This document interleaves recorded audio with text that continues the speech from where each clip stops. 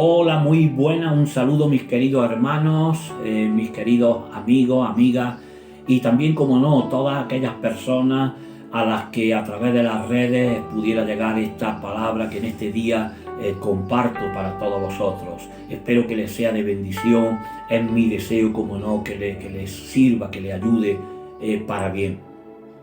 En estos días muchas iglesias evangélicas celebramos la fiesta de Pentecostés.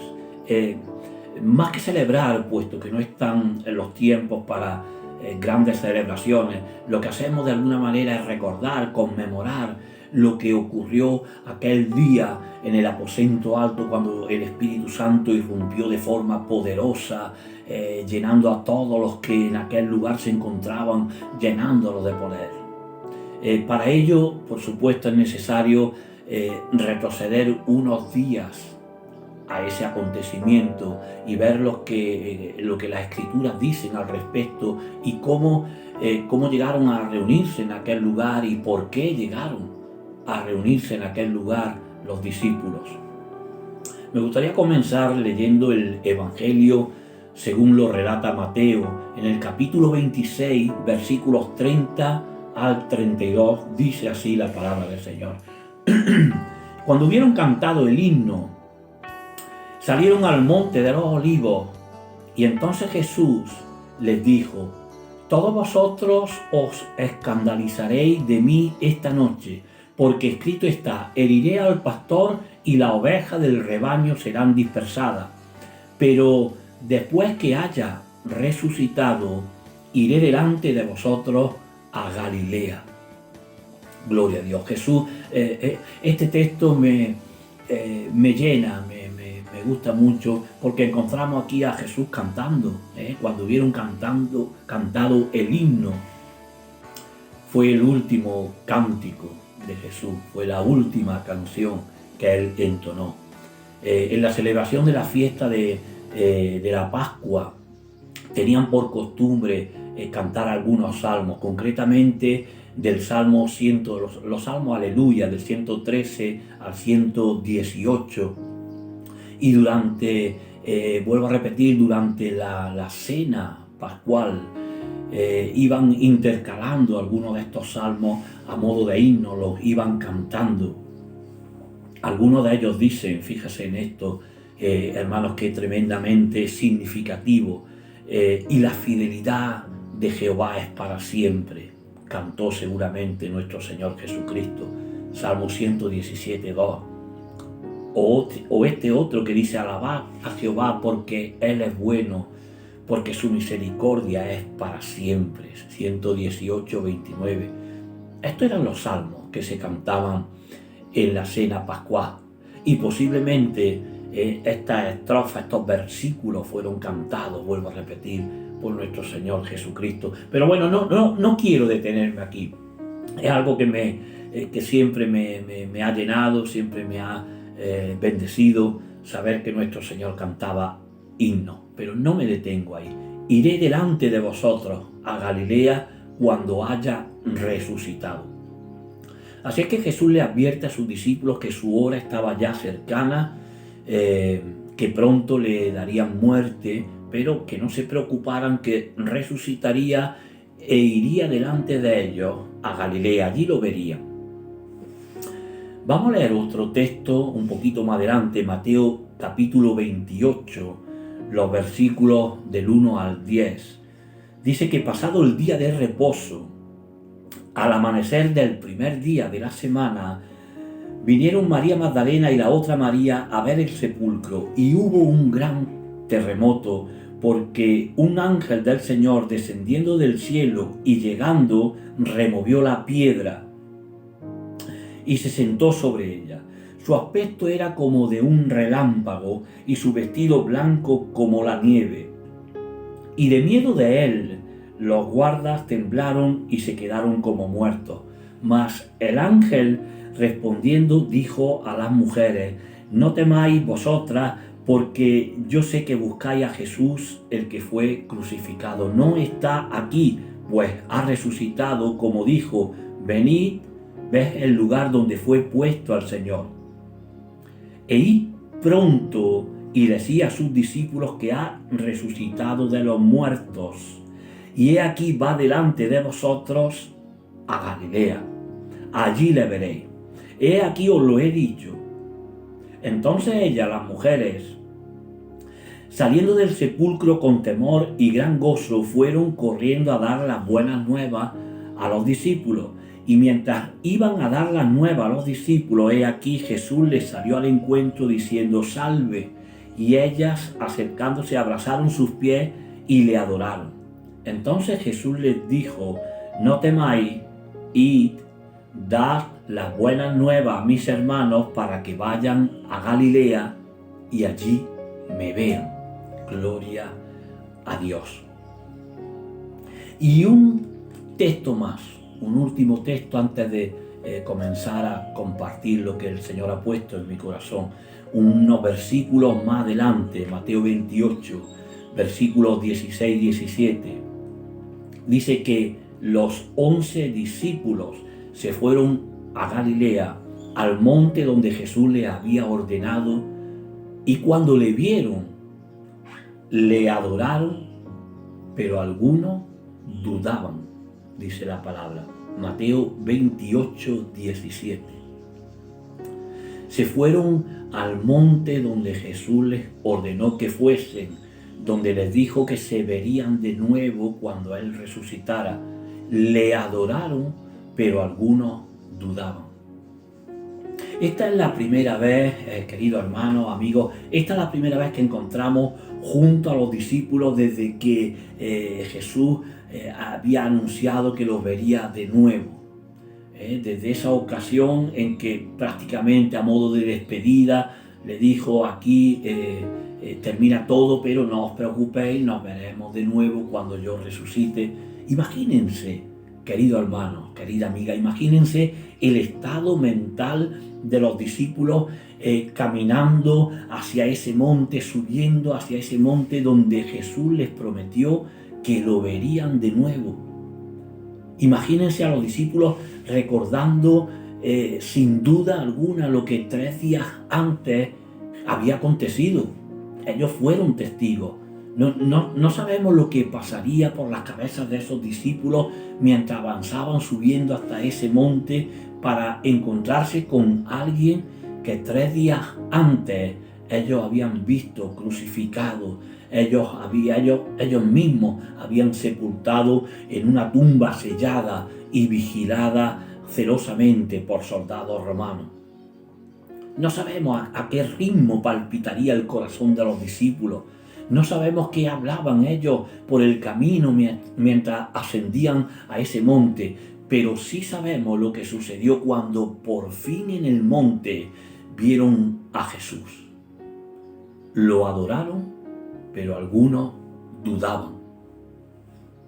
2 reacciones parecen contrarias, 2 reacciones adversas, 2 reacciones que chocan. Adoraron a aquel que fue muerto y enterrado, pero que ahora ellos estaban viendo vivo nuevamente, confirmándoles sin lugar a dudas que Él era el Mesías.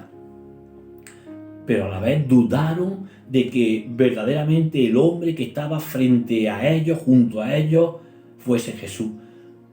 Dudaron si de verdad finalmente murió, dudaron si fue una pesadilla, dudaron, no sé, hermanos, si estaban en un monte, si estaban en Galilea, dudaron de todo,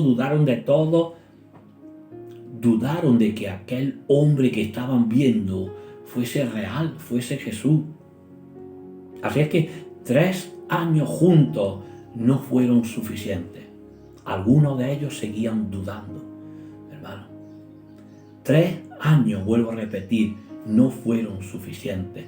3 años de milagros, 3 años de enseñanza, de prodigios, no fueron suficientes. 3 años viendo su gloria no bastaron, viendo su poder no fue suficiente. Algunos de ellos seguían dudando. Y fíjense, lo vieron resucitar muertos, lo vieron calmar tempestades, lo vieron limpiar leprosos, lo vieron echar fuera demonios. Lo vieron haciendo saltar de gozo al paralítico, lo vieron caminando sobre las aguas y qué sé yo, hermano. Vieron todo tipo de milagros, de prodigios y de maravillas. Pero algunos de ellos seguían dudando. Les prometió con anterioridad, les aclaró que le darían muerte, pero que al tercer día resucitaría. Les prometió que la muerte no podría retenerlo. Les prometió, como hemos leído, que lo verían resucitado en ese monte en el que ahora estaban. Pero algunos seguían dudando, hermano. Parece increíble esto. ¿Quién podía conocer mejor a Jesús que ellos, que los discípulos? Ellos conocían de primera mano a Jesús.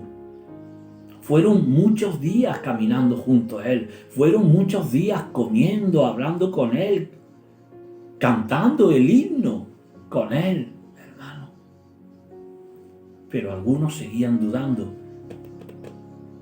A los discípulos podríamos hacerle cualquier pregunta acerca de Jesús y ellos lo conocían tan bien, tan de primera mano que tendrían respuesta a todas nuestras preguntas. ¿Qué número de pie calzaba Jesús? ¿Qué número de sandalias usaba? Y ellos lo sabían. Habían pasado 3 largos años junto a Él. ¿Qué cosas hacían reír o entristecían a Jesús? Ellos lo sabían perfectamente. Usted podía preguntarle perfectamente a los discípulos de qué color eran los ojos de Jesús. Ellos lo sabían perfectamente. Los discípulos conocían todo acerca de Jesús. Además, ellos habían sido testigos directos, podían hablar de verdad sobre la vida, sobre el ministerio, sobre la muerte de Cristo. Ellos fueron testigos, ellos estuvieron presentes. Juan estuvo tan cerca de Jesús en su muerte que hasta pudo escuchar los golpes del martillo que lo clavaba a ese madero. Estuvo tan cerca que hasta llegaron algunos de ellos a oler el vinagre que le dieron a beber a Jesús cuando pidió agua. Estuvieron tan cerca de la cruz, algunos de ellos que hasta pudieron ser salpicados por la sangre cuando esa lanza atravesó su costado, hermano. Estuvieron tan junto a Él, tan cerca de Él, algunos de ellos que relatan los evangelios, que lo escucharon incluso hablar con el ladrón, escucharon las palabras que le dijo a ese ladrón arrepentido: hoy estarás conmigo en el paraíso. Ellos vieron a José de Arimatea y algunos otros cómo ayudaron a descender el cuerpo de la cruz, el cuerpo de Jesús sin vida. Ellos ayudaron a preparar el cuerpo para la sepultura. Vieron la tumba vacía. Hermanos, Pedro y Juan estuvieron dentro de la tumba, vieron las sábanas que envolvían el cuerpo de Jesús, vieron el sudario allá en su lugar, pero la tumba vacía. Ellos vieron la piedra removida. Vuelvo a repetir, vieron la tumba vacía. Tomás llegó incluso a examinar las manos perforadas de nuestro Señor y llegó a meter sus dedos en el costado de Jesús. Aquellos discípulos de Emaús dice que lo reconocieron cuando lo vieron partir el pan y dar gracias al Padre por ello.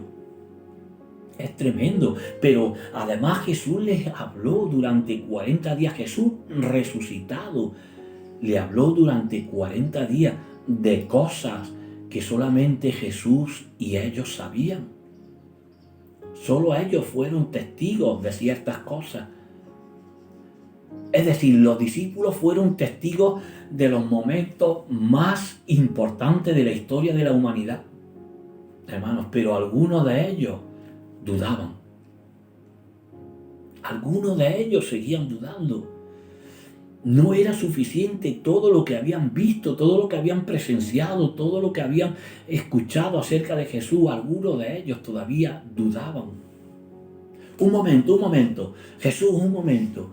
Es que todavía tengo alguna duda. todavía me asalta alguna duda. Necesito una prueba más, Jesús, es que aún no estoy seguro. Vamos a ver, ¿a quién de nosotros fue al primero que lavaste los pies aquel día? Por poner un ejemplo. Vamos a ver, ¿quién fue la persona que nos dejó la burra en la que entraste triunfante a Jerusalén aquel día? Dan una prueba más, porque algunos de nosotros dudamos. Sorprendente, resulta sorprendente, hermano, que los discípulos tuvieran todavía alguna duda con respecto a Jesús. Pero resulta mucho más sorprendente aún que nosotros hoy día tengamos dudas, aún sabiendo que Jesús nunca nos ha fallado, nunca nos ha mentido. ¿Y cómo se sentiría Jesús ante aquellas dudas de algunos de sus discípulos? ¿Qué le dijo Jesús a aquellos que dudaban? ¿Les regañó, hermano? ¿Les reprochó? ¿Los expulsó de allí? ¿Los echó? No, ni mucho menos, ni mucho menos. Me gustaría leer lo que Jesús dijo a todos aquellos discípulos que dudaban. En Hechos de los Apóstoles, capítulo 1, versículos 1 al 4, Lucas recoge unas palabras de Jesús para sus discípulos.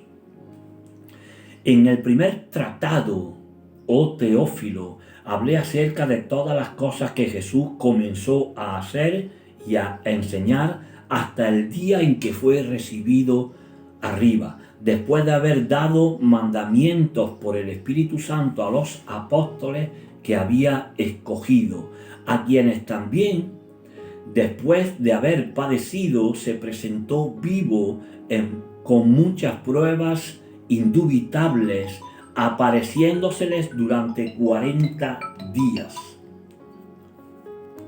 Gloria a Dios. Lucas recoge esas palabras.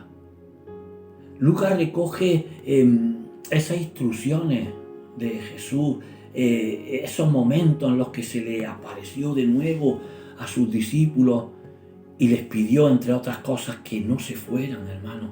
Jesús les dijo a sus discípulos lo mismo que nos dice a cada uno de nosotros, lo mismo que les dice a todas aquellas personas que a Él se acercan y que en algún momento de su vida les asalta la duda. No se marchen, fue lo que les dijo, no se alejen, esperen la promesa del Padre, esperen la promesa del Espíritu Santo. Gloria a Dios. Esa fue la palabra de Jesús a los discípulos dudosos. Esperen, sigan confiando en mí, sigan esperando. No se desesperen, no se vayan, no se desilusionen. No pierdan la fe, esperen y confíen, gloria a Dios. Quedaos en vuestras ciudades, dijo, quedaos en Jerusalén hasta que seáis investidos de poder desde lo alto. Hasta que venga sobre vosotros el Espíritu Santo, la promesa del Padre. Y eso fue lo que hicieron, hermanos. Gloria a Dios, qué maravilloso. Eso fue lo que los discípulos hicieron. Algunos dudaban, hemos visto, pero todos obedecieron. Y muchas veces, queridos hermanos, eso es lo único que Jesús demanda de nosotros. Obediencia. Obediencia a Él. Miren, Jesús puede pasar por alto que alguna vez nos asalte la duda, que aparezca alguna vez en nuestra cabeza ese horrible monstruo llamado duda. Pero lo que no puede admitir de ninguna manera es que nosotros le desobedezcamos. Hechos capítulo 1, versículo 12 al 14. Perdón. Entonces, los discípulos, ¿se entiende? Entonces volvieron a Jerusalén desde el monte que se llama del Olivar, el cual está cerca de Jerusalén, camino de un día de reposo. Y entrados subieron al aposento alto, donde moraban Pedro y Jacobo, Juan, Andrés, Felipe, Tomás, Bartolomé, Mateo, Jacobo, hijo de Alfeo, Simón el Celote y Judas, hermano de Jacobo. Todos estos perseveraban unánimes en oración y ruego con las mujeres y con María, la madre de Jesús, y con sus hermanos. Miren, queridos hermanos, los discípulos tenían muchas razones para salir corriendo de aquel lugar. Tenían muchas razones para no haber esperado ni un minuto más en aquel lugar. Sus barcas llevaban 3 largos años varadas en la orilla donde las dejaron. Sus cultivos estaban abandonados, sus casas, sus familias necesitaban de ellos, necesitaban sus cuidados. Y además, para colmo, aquellos soldados que mataron a Jesús seguían vigilando las calles de Jerusalén, seguían buscándolo a ellos. Así es que vuelvo a repetir, los discípulos tenían muchos motivos para irse de aquel lugar, pero no lo hacen, hermanos, porque obedecen y esperan. Se quedan allí y se quedan juntos, obedeciendo la palabra de su Señor. Aleluya. Hasta 120 personas llegó a ser el número de los reunidos bajo aquel techo, hermanos, esperando todos juntos una promesa, orando todos juntos, perseverando todos juntos. 120 personas viviendo bajo el mismo techo, hermanos. Gloria a Dios. Parece algo sencillo, pero, hermanos, cuántas cosas, cuántos conflictos, cuántas peleas, cuántos roces, cuántos choques podían haber surgido en aquel lugar. Cuántos conflictos potenciales podían haber allí, en aquel lugar, bajo aquel techo. El aposento alto podía haberse convertido en una bomba de relojería, en una olla a presión a punto de estallar. Pero no fue así, gloria a Dios, porque perseveraban y oraban unánimes, esperando todo el cumplimiento de una promesa del Padre. Claro que tenían múltiples cosas, múltiples diferencias entre ellos. Claro que tenían cosas que podían haberse echado en cara los unos a los otros, pero no lo hicieron.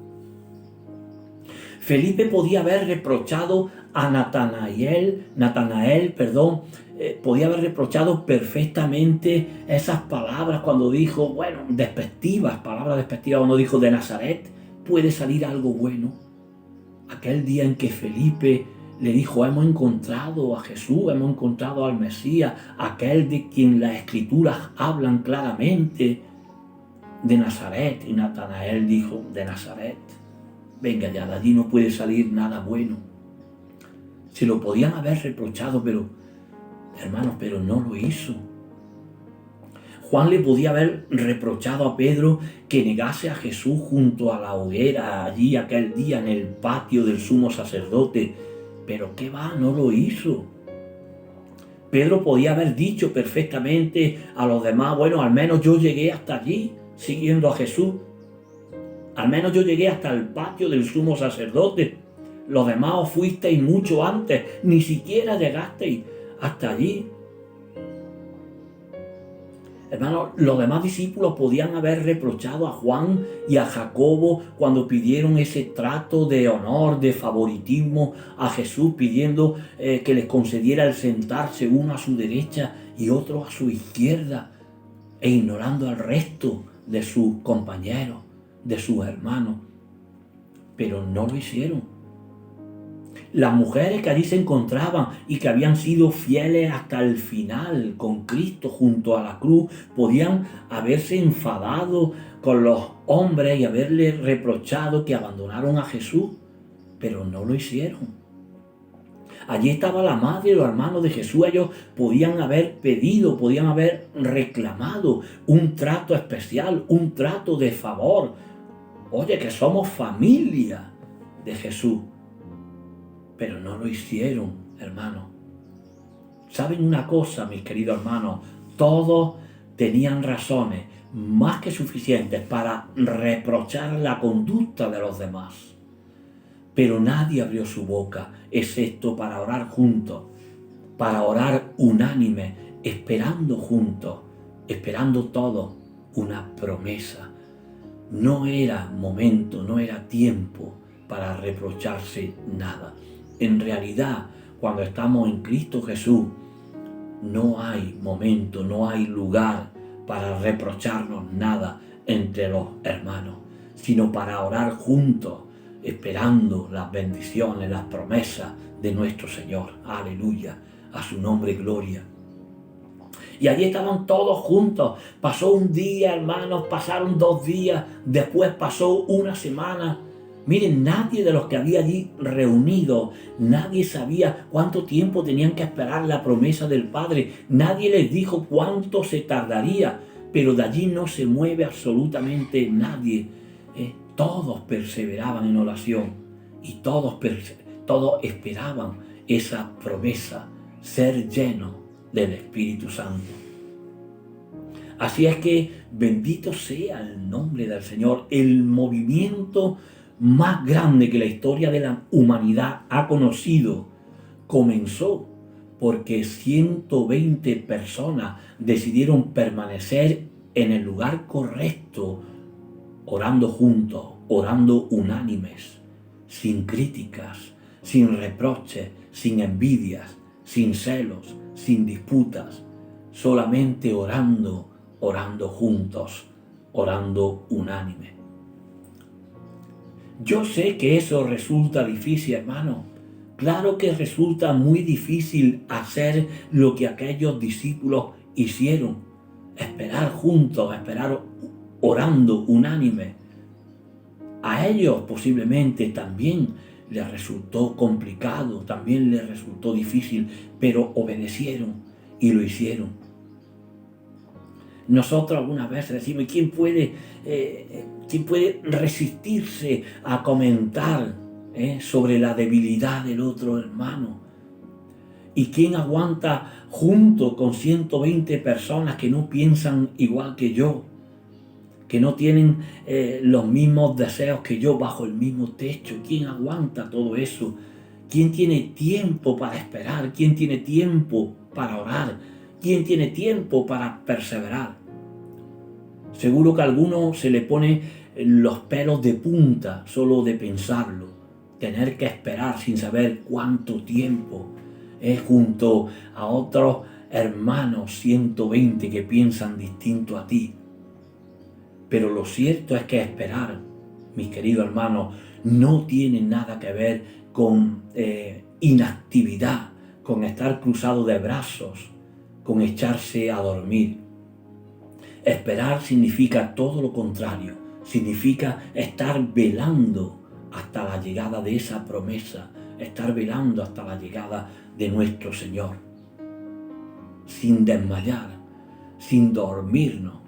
Miren, cuando alguien espera el autobús no está distraído, está pendiente de la llegada, no sea que lo pierda. Cuando uno está esperando a Dios, está pendiente, expectante de verlo tan pronto cuanto llegue. Cuando uno está esperando con anhelo la palabra del Señor, no está distraído jugando con su móvil o con cualquier otra cosa. Mis queridos hermanos, hay grandes promesas para todas aquellas personas que saben esperar en el Señor. Aleluya. Los que temen a Jehová, dice la palabra. Los que esperan en Jehová tendrán nueva fuerza. Gloria a Dios. Levantarán alas como las águilas. Correrán y no se cansarán. Caminarán y no se fatigarán.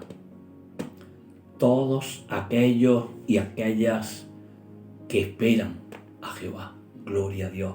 Hermano, aquellas personas, aquellos cristianos, aquellos hermanos que todavía tienen alguna duda o que en algún momento de su vida les asalta alguna duda, Dios les dice, esperen en mí, esperen mis promesas, no se vayan, esperen mi provisión, esperen mi poder, esperen mis fuerzas, aleluya, esperen juntos, no se vayan, esperen unánimes en oración, en el lugar indicado, esperen todos juntos en la iglesia la promesa del Señor. 120 personas esperando durante 10 días una promesa. Y durante ese tiempo, lo único que hicieron, hermanos, fue orar juntos, orar unánime. Y después, una vez llegada la promesa, predicaron con poder el evangelio de salvación. El resultado de esperar la promesa del Padre fue que 3.000 personas aceptaron al Señor aquel mismo día. Gloria a Dios.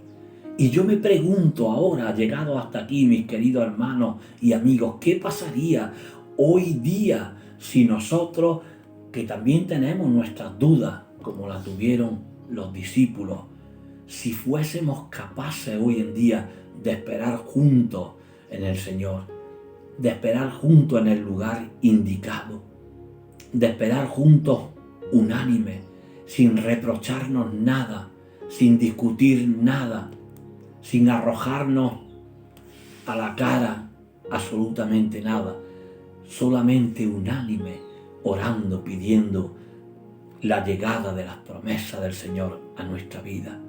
Gloria a Dios. A su nombre sea toda la gloria. Mis queridos hermanos, mis queridos amigos, ojalá ese vínculo de unidad y ese deseo, ese anhelo de estar juntos los hermanos en armonía, orando, clamando, anhele en nuestros corazones, viva, germine, crezca en nuestros corazones, porque será la mejor señal de que el Espíritu Santo mora en nosotros y será la mejor señal de que otras muchas personas podrán ser salvas. Gloria a Dios. Amén.